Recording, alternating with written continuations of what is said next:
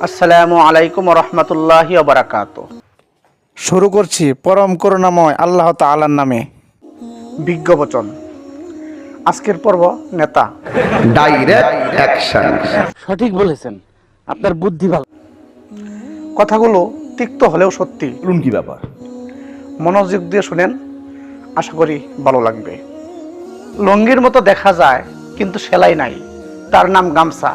নেতার মতো দেখা যায় কিন্তু পদও নাই, পদবিও নাই, তার নাম হচ্ছে চামচা। আসুন চেটে নয় খেটে খাই।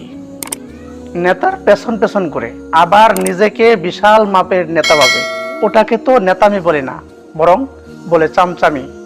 কাউকে ধোঁকা দিতে পারলে ভেবো না সে বোকা। মনে রেখো, সে তোমায় বিশ্বাস করেছিল, কিন্তু তার বিশ্বাসের যোগ্য তুমি ছিলে না। সাঁতার না জানা ব্যক্তি যেমন সাগরের মাঝে অসহায়, ঠিক তেমনি নামাজ না পড়া ব্যক্তি কবরের মধ্যেও অসহায়। আসুন লাশ হওয়ার আগে বাস হয়ে যাই। পাপের পথে না হেঁটে কবরের সামানা জোগাড় করি। একজন লজ্জাশীল নারী তার মা বাবার জন্য গর্ব, ভাইয়ের জন্য সম্মান, স্বামীর জন্য সম্পদ, আর তার সন্তানের জন্য একজন আদর্শ মা। জীবনের শেষ মেকআপটা কিন্তু আতর ও সুরমা দিয়েই হবে। তাই রূপচর্চা না করে আমল চর্চা করুন।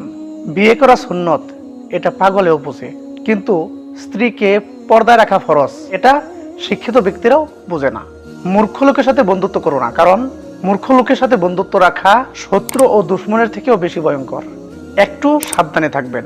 আপনাকে ডুবিয়ে দেওয়ার জন্য এমন লোক বসে আছে যাদেরকে সাঁতারটা আপনি শিখিয়েছিলেন। যে রব গাছের ডালে ঘুমিয়ে থাকা পাখিটিকেও পড়ে যেতে দেন না, আপনি কি করে ভাবলেন সেই রব আপনাকে একা একা ছেড়ে দিবেন? সুতরাং ধৈর্য ধরুন, শেষটা সুন্দরী হবে ইনশাআল্লাহ। অশ্লীলতাকে যারা স্মার্টনেস মনে করে, নিঃসন্দেহে তারা খ্যাত ও অসভ্যও বটে। বড় বড় ডিগ্রি থাকলেই শিক্ষিত হওয়া যায় না। প্রকৃত শিক্ষিত হতে গেলে মনুষ্যত্ব ও সহমর্মিতা বোধ থাকাও দরকার। হে আল্লাহ, আপনি তো ক্ষমাশীল, উদার, আপনি ক্ষমা করতে ভালোবাসেন।